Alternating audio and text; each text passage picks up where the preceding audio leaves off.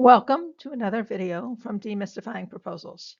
Our mission is to break down the proposal process and make proposals make sense. In this video, we touch on Proposal Development 101, a high-level review of proposal development in government contracting. If you learned something from this video, please hit thumbs up and like the video. You can also subscribe to our channel and click on the bell to be notified of future videos. Please leave a comment if you have anything to share as well. In this section of the presentation, we'll talk about the basics. Here we present a typical proposal schedule for a 30-day turn. On day 1, the RFP drops. On days 1 and 2, you do things like organize your kickoff and maybe even hold your kickoff early on in the process. You want to start the questions development process. So you want to get a document out to everybody that they can start to gather their questions as they read the RFP. You want to develop your outline and your compliance matrix. You develop your outline and your compliance matrix so that you can sort of check what your outline looks like based on what your compliance matrix looks like, and vice versa.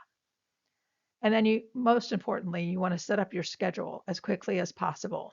What's going to happen on what days? And you need to make sure that as part of your kickoff, everybody is aware of that schedule. The next thing that's going to happen is your pink team. Now, the pink team timing will depend on how much preparation you've been able to do before the RFP dropped and how much time you actually have for the whole proposal process. If you have a 30-day turn, pink team usually happens somewhere in days 5 to 7. You're also going to do your questions vetting process and your question submitting process. You need to follow the instructions in the RFP for the timing of when the questions have to be submitted. And you usually hold a questions vetting session sometime a day or two before that. Next, you'll have your green team 1 and your red team. Those usually happen about the same time. Your green team 1 will include a preliminary look at pricing. And that's why it's good time to do it at red team, because at red team, you often have your solution solidified enough that you can do pricing in a meaningful way. Your red team, again, your timing of that will depend on, again, how much preparation you've had to do and how long your actual timing of your proposal schedule looks like. But usually those things happen around days 12 to 14. Your gold team will be the next thing after red team, and the timing of that will depend again on how pink team and red team went and where you are in your proposal schedule. It will also depend on your Q&A from the government. You may not want to do a gold team until you actually have your Q&A because you may need to change things. So sometimes you want to hold off on your gold team. The green team 2 takes place pretty close to the end of the proposal process. Again, that should be a fairly complete pricing exercise. So you should have your pricing pretty much complete, and you should have your cost narrative pretty complete. Your white glove and production takes place 1 or 2 days before the end of the proposal turn, so in days 28 or 29. And then day 30 would be your submission. You actually want to make sure that you submit at least 2 hours before the deadline, perhaps even more. In an ideal situation, if you can submit the day before, that's even better. Here are some of the key elements of the proposal development process. First, daily stand-ups or core team meetings. At your daily stand-ups, you review the outline and you review with the authors where they are in writing to the outline and meeting the deadlines for the reviews. So you end up reviewing the schedule at the same time. Then the next thing is the questions and answers process. There you draft and then you review the questions from the proposal team. You want to analyze the answers to questions when you get those back from the government to ensure compliance and to assess for clues as to how competitors may be bidding. You can learn a lot from the Q&A. Then there are the color team reviews. We'll talk about those in more detail later in this training. Color team reviews typically include pink team, red team, gold team, and white glove. And then there's preparing for the actual submission. So a typical federal proposal RFP includes sections A through M. Now, they may not call them A through M. Different departments may just have numbers, or they may use just labels.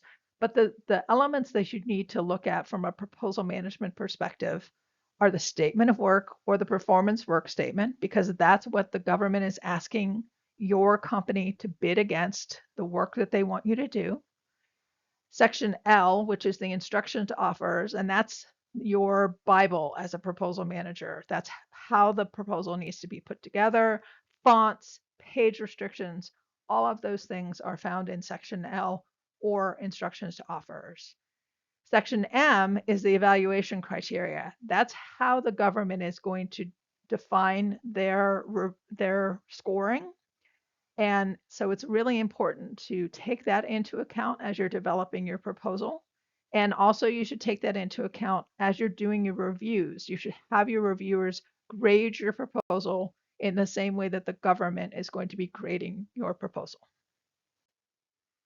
One of the things that's most important for proposals is to remember that proposals are scored and not read. And what we mean by that is that while proposals should read well, they should be edited and formatted and clear, it's more important that they follow the rules laid out in the RFP. You aren't allowed to move sections around just because it would read better. A good proposal is laid out in the same order as the proposal instructions in Section L. It incorporates the evaluation criteria from Section M, which hopefully match the proposal instructions in Section L. Note that if there are elements in Section L that are not mentioned in Section M, they must still be included. And if there are elements in Section M that are not mentioned in Section L, they also must be added. The other thing a good proposal should do is address all the tasks in the statement of work or the performance work statement, which is usually found in Section C. This can be particularly challenging if the SOW or the PWS is longer than the page limits from Section L. However, Section L rules. One of the challenges of proposals is making sure Section C is addressed somewhere within the Section L requirements. And then the last thing a good proposal has to do is add the secret sauce, whatever that is, to make it responsive and compelling. So what is the benefit of your solution's features? What are your win themes? What are your discriminators? Next, we're going to talk a little bit about the government evaluation process. So when we're talking about proposals, we talk about compliant and responsive and compelling. The government, that doesn't mean anything to them. That's not information that they don't think that way, except for compliance. They do actually think about compliance. So one of the first things that they're going to do when they sit down to evaluate your proposal is they're going to look at the proposal instructions. They're going to look at your proposal, and they're going to make sure that you've addressed everything they've asked you to address in the way that they've asked you to address it.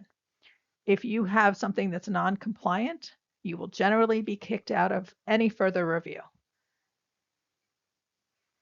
And then they will divide the proposal between a technical evaluation panel and a cost evaluation team. The technical evaluation panel reviews any proposals that are considered compliant against the evaluation criteria, that is Section M.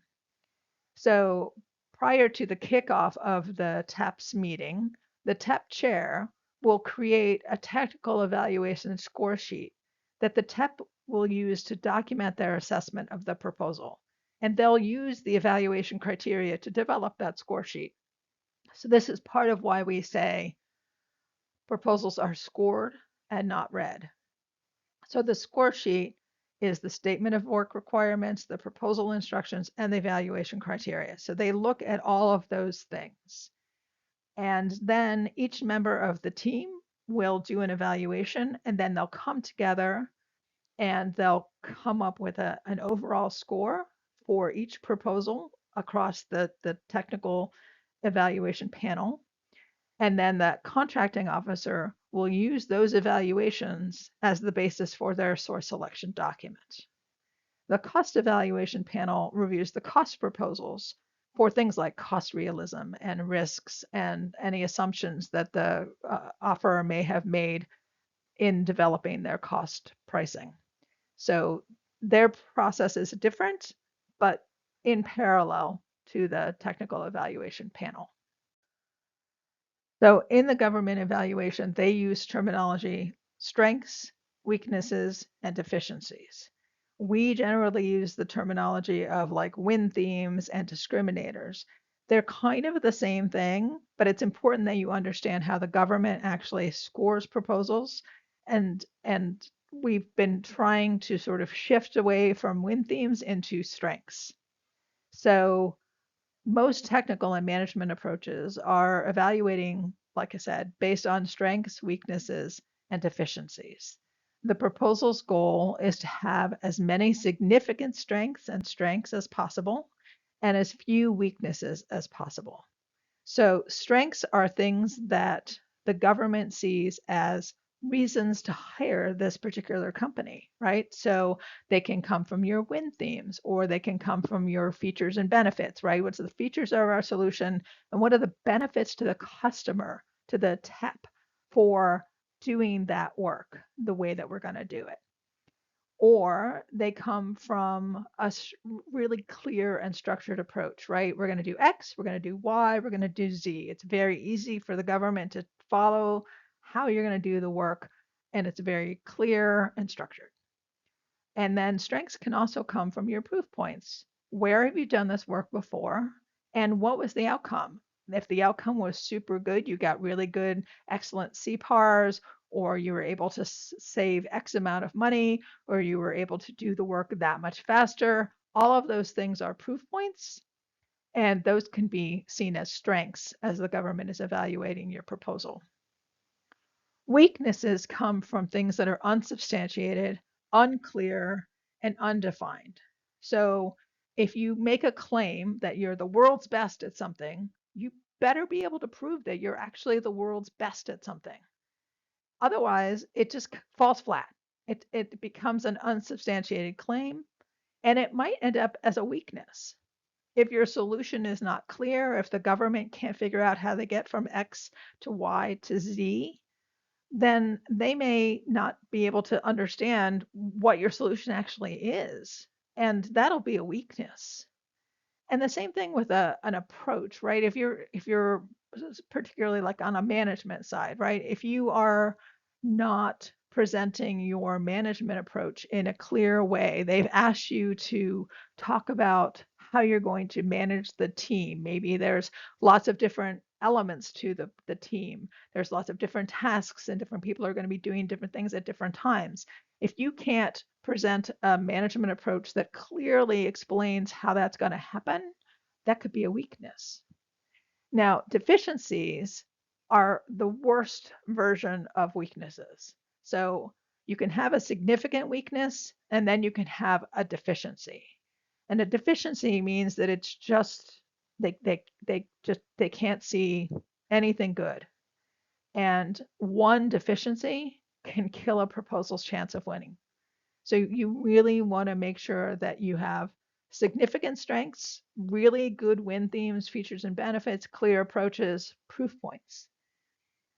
And then you want to avoid saying anything that is unclear, unsubstantiated, undefined, so that you hopefully don't have many weaknesses or any weaknesses, and certainly no deficiencies.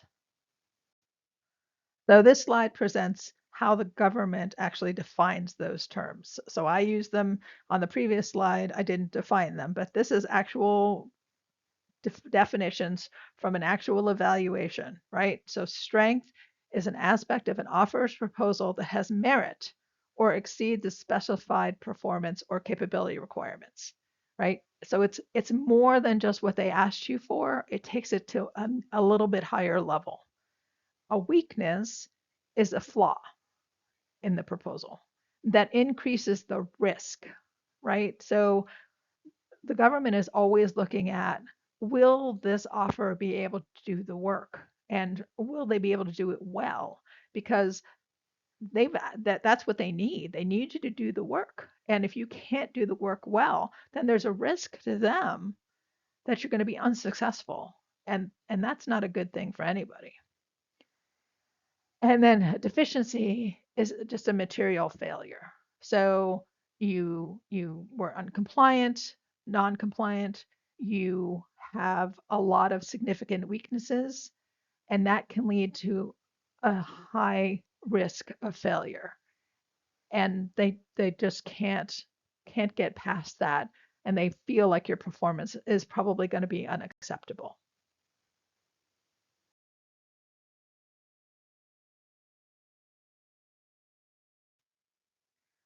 Here we list the definitions of the color team reviews. We've divided color team reviews into two categories. One are reviews that include quote unquote outside reviewers. That is, folks who are not part of the proposal team who come in and give you an objective perspective. They may be somebody from an adjacent project, or they may be somebody who's a business leader from another part of the organization, somebody who's familiar enough with the content to be able to do an effective review, but who hasn't been involved in the actual process of developing the content. So for Pink Team, generally speaking, we want about 80% content developed. So at this point in the process, you're very early on, but hopefully you are tailoring your blue team drafts. Hopefully you've had a chance pre-RFP to do some content development, and now you want to tailor what you did in your blue team drafts to match what the final RFP actually says. Authors should have written to every requirement. So some content sections may be only outlined, not full text, but some sections are hopefully full prose. You want to make sure your solution is documented. You may want to make sure that your staffing is defined. You want to make sure that your resumes and your past performances are detailed. They may not be complete, but they should be there so that the reviewers understand what you're planning to use.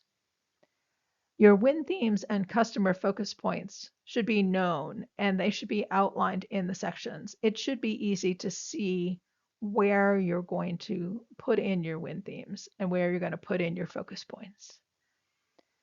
Your Pink Team drafts should be drafty enough to be able to change direction if needed, but substantive enough to let reviewers understand the path you intend to take. Red Team usually includes about 90% content and close to final graphics and tables. At Red Team, you should have a pretty complete proposal that shows all of the elements you intend to have in your proposal in the final version, though some may not be entirely finished, 90%. Any holes in the Red Team drafts should still have clear outlines so that the author shows what they intend to do for the reviewers. Sections with no content are unacceptable at Red Team. So when you get down to Gold Team and White Glove, you're probably going to limit the number of people who are in your review to the people who are on the proposal team, those who truly understand what your solution is and your win themes and can make those things really come out clearly in the proposal. So at Gold Team, you should be pretty much done. You should be at 95% complete. Gold Team is usually scheduled for only a few days before submission. You want to have a unified document with all of the parts and pieces included. You want to have a technical edit done so that you can not be distracted by any extraneous words or weird phrasing. you want to include your pricing volume in your goal team so that you can compare your pricing and your technical and make sure that you're addressing anything in pricing that needs to align to what you've said in your technical. The proposal content should be complete, as I said, with the possible exception of some graphics or maybe information that's still coming in from partners. White glove is a 100% complete proposal. And the white glove review is really only to ensure that the document is clean, that is, no typos, all graphics are final, and you really should, at that point, have no other changes made. It should just be a review to make sure that you've caught everything that you needed to change from Gold Team and everything is ready to go and ready to be submitted. This is just a very high level view of how you do a pink team and a red team from an execution perspective as the proposal manager. It's not in detail, obviously, it's just a single slide, but I wanted to give you a general sense of what you would do. So you work with the proposal team to make sure that the documents are going to be ready for the review. And the way you do that is you have daily stand-ups with everybody and you reiterate the schedule uh, at those daily stand-ups. When are the drafts due? You need to make very clear to everybody as you're going along, where are we? What's the next milestone? Then you want to do, as the proposal manager, you want to review those drafts. You want to make sure that the content is pink team or red team ready. If it's not, then you need to discuss that with the capture manager. Maybe you need to reschedule the pink or the red team, or maybe you won't have those particular sections reviewed. But that's very, you don't want to do that a lot, but you do want to make sure that the content is in good shape at pink team or red team, because if it's not, then the reviewers are just going to tear it apart, and that's not good for the authors and that's not good for you. And so you need to make sure that you're monitoring the drafts as they're being developed. Once the drafts have been released by the authors for the pink team and the red team, then the proposal manager or somebody on the proposal team should do a preliminary edit, just a really high level, fix the grammar, run the grammar check, do a basic format. And again, this is all so that the documents look clean and the reviewers aren't distracted by typos and things like that. They can concentrate on what the actual content is, rather than being distracted by things that look bad. Then as the proposal manager, you want to have a kickoff. Sometimes you don't have time for a kickoff, and then what I generally do is just prepare the slides for a kickoff and then send that out with the documents themselves. But in the kickoff, what you want to do is talk about the opportunity, but you also want to remind the reviewers of the timeline, right? The document will come out at this time. You have this long to review. Comments are due by this time. And then you usually have some kind of a SWOT PowerPoint slide that you ask them to develop. What are the strengths, weaknesses, opportunities, and threats? So that's just standard, so that you have both the inline comments in the document, but you also have a high level view of each reviewer's assessment of where you are. So that might be the red, yellow, green, blue, or it might be just a score of 1 to 10, however your company does it. But you want to make sure that you get both a high level assessment and the detailed comments. You need to monitor the inputs as the pink and the red team are going on, right? So usually it's done in a centralized repository like SharePoint. And you need to make sure that your reviewers are going in there, they're actually making comments, they're actually doing the things that you've asked them to do.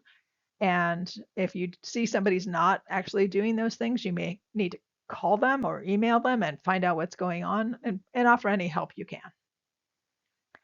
You do want to make sure that the authors, when you have your debrief, you invite your authors to the debrief, and the authors are invited to ask clarifying questions of the reviewers, but they shouldn't argue with the reviewers, right? The reviewers will, I mean, the reviewers are going to be hopefully pretty hard on your document, right? They're thinking about it from the government's perspective. The government doesn't know this company, right? So they're trying to take a really objective point of view.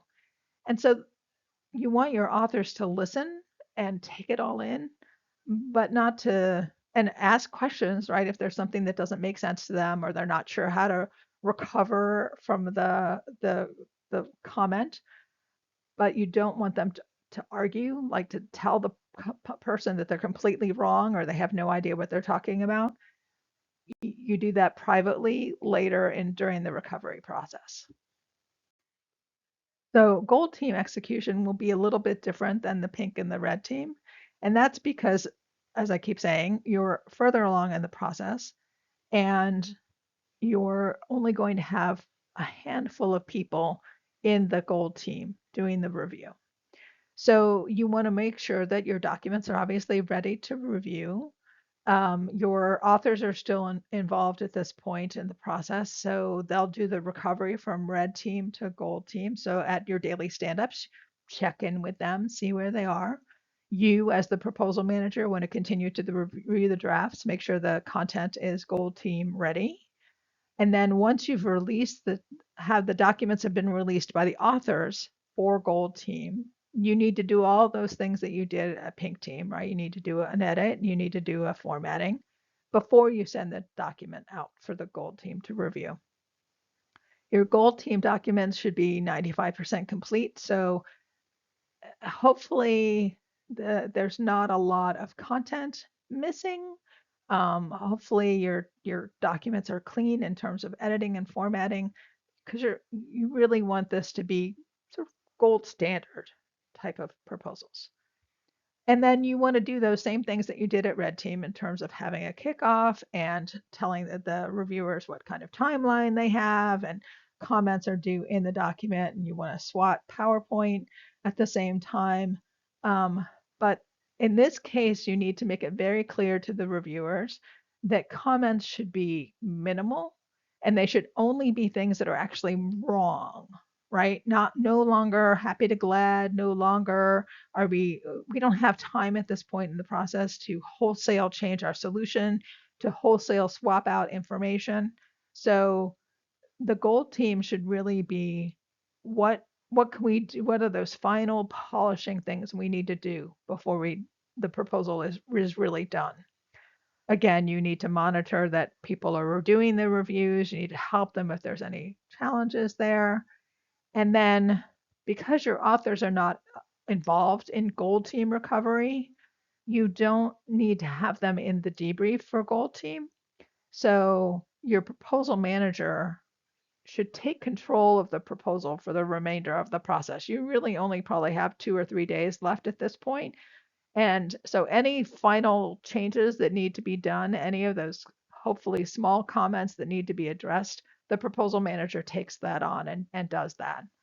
But you need to make sure that you've communicated that to the authors and be sure, obviously, to thank them for their hard work. They've done a lot of good things for you, hopefully, at this point. So be sure to thank them and tell them where you are in the process and that you've got it from here.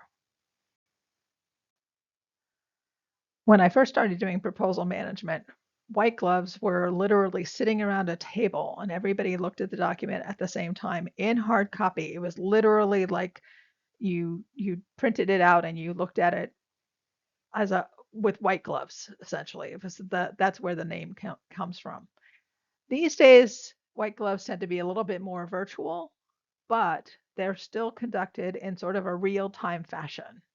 So what you might want to do is have everybody in a conference room, or what you might do is a virtual meeting with everybody on the phone in whatever system you use, Zoom or Google Meet or Teams or whatever, and you project the white glove version of the proposal and you walk through it so that you can show people exactly what the proposal is going to look like.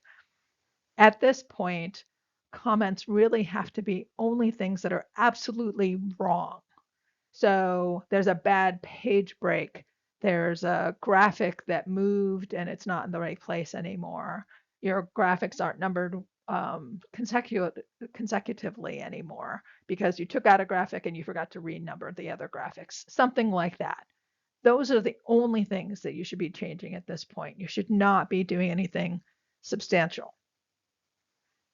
But you do want to go over what the gold team asked you to do and make sure that those were all completed and to the satisfaction of the reviewers from gold team. Usually your white glove includes people from gold team.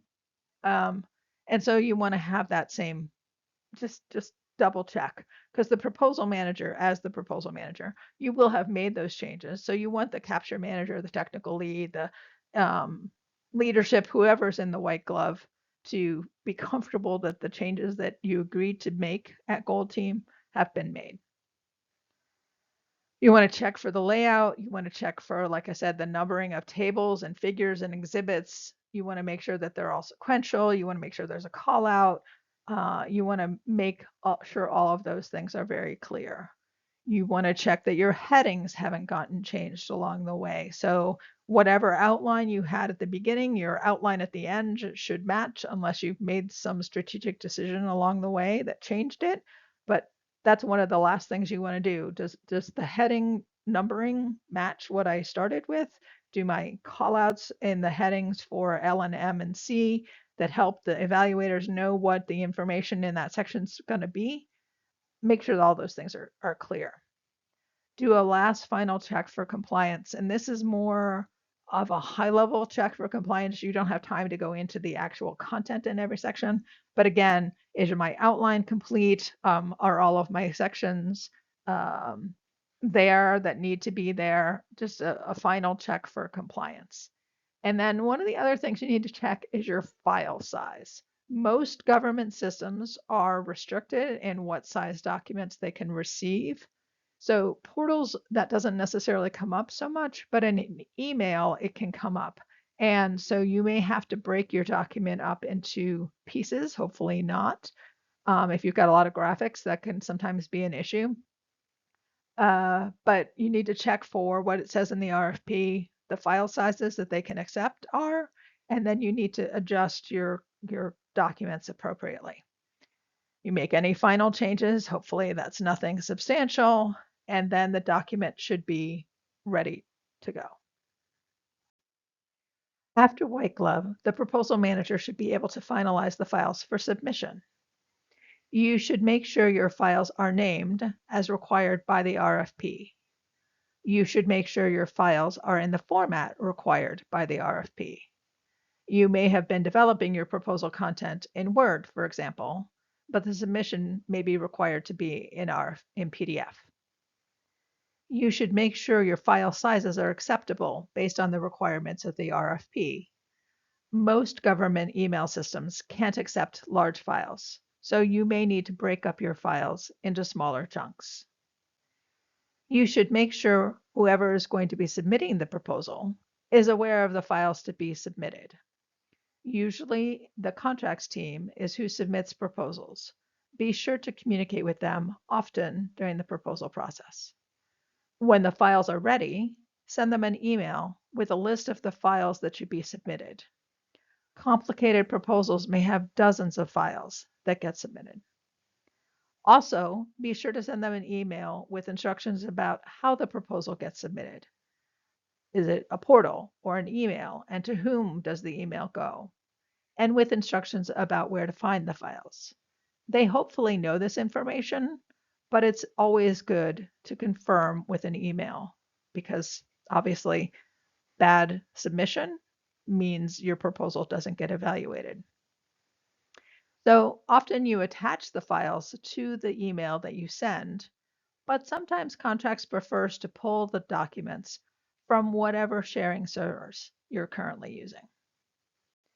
Finally, you should confirm the contracts team understands the deadlines for submission and confirm when they are planning to submit. Post-submission, you're finally done. Congratulations. Now, you should make sure the proposal files are archived somewhere that not many people have access to. as a safety measure against corruption of the submitted files. You may need them for evaluation notices or final proposal revisions. So you need to make sure you have an uncorrupted copy of what you submitted. Last and not least, you should thank everyone who worked on the proposal. This is usually done via an email. It may come from the business development or growth leadership. It may come from the capture manager. It may come from the proposal manager, just to make sure it's done